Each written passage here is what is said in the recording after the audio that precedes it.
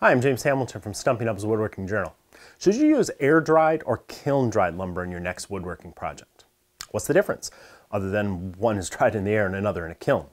Can you trust lumber that you cut and air-dried yourself? And how dry does it have to be for woodworking? Most lumber you buy in a store or from a hardwood dealer is kiln-dried. The boards were stacked in a space where the heat and the humidity was carefully controlled to evaporate most of the moisture within the wood.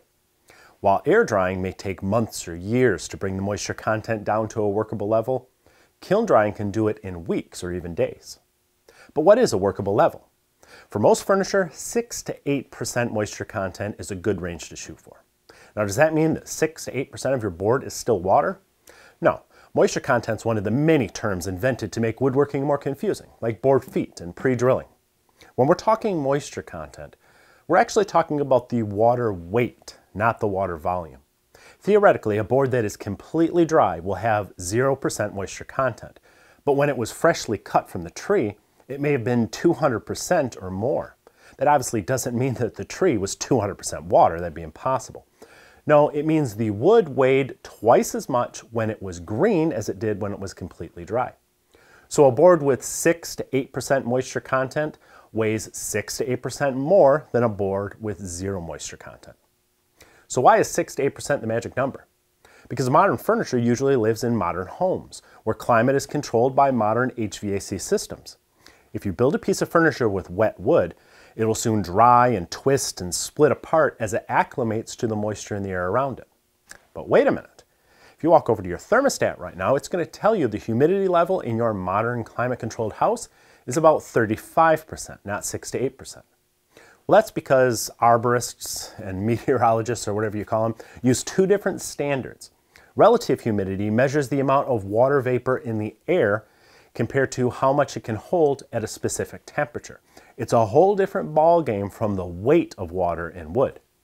But you can graph the two standards out, and according to this curve I found on the internet, 30 to 45% relative humidity is compatible with 6 to 8% moisture content in wood. Therefore, furniture made from kiln-dried wood will remain pretty stable in a climate-controlled house. Notice I said kiln-dried wood. You see, a kiln can easily bring the moisture content of lumber down to 6 to 8%. But if you air dry those same boards, the moisture content will usually level out at about 12 to 15% because you don't dry the boards in your living room. You put them outside where the air temperature and the relative humidity levels fluctuate wildly. That's the biggest downside of air-dried lumber. It just may not be dry enough for furniture. Does that mean you can only build with kiln-dried lumber? Not at all. You just have to bring that air-dried lumber into a climate-controlled space for final acclimation. Now that can take several weeks depending on the moisture content and the thickness of the boards, which is why many woodworkers prefer kiln-dried lumber. Now that doesn't mean that kiln-dried lumber is always ready to go without time to acclimate. In fact, we can make a whole video about acclimating lumber before you use it. My point is that air-dried lumber suffers from disadvantages of higher moisture content, and so more care must be taken. Kiln-dried lumber has other advantages too. The heat of the kiln kills any insects and fungus in the wood, keeping it from spreading to other lumber in your shop.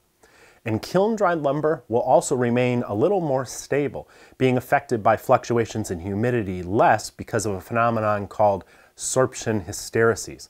That doesn't mean it's unaffected, just a little bit less so. Kiln-dried wood does come with some disadvantages though. For one thing, since humidity affects it to a lesser degree, it can be difficult to steam bend. And if it's been overly dried, the wood can become hard and brittle, making it difficult to work with hand tools. If the wood's dried too quickly, it can become case hardened, creating all sorts of internal stress that can be released when you cut it and cause the wood to warp. And kiln drying can even change the color of some woods. For example, kiln-dried walnut may appear lighter or even a little purple. So, should you use air-dried or kiln-dried lumber in your next woodworking project? I prefer to use kiln-dried lumber as long as I can trust that it was dried properly. If I was steam bending or planned a lot of hand tool work, I might prefer air-dried lumber instead. But let's be honest, the price and the availability is the biggest factor for most of us. If I have a big pile of air-dried lumber, I'm going to use it and feel good about the extra weight in my wallet. But I'm also going to take care to make sure it is dry enough for the project I'm making. Rich carbide is the best kept secret in woodworking. I kid you not, their saw blades are second to none, both in quality and performance, and they're less expensive than the other ultra premium brands. Do yourself a favor, use the link and the discount code below this video. You will never go back to cheap blades again.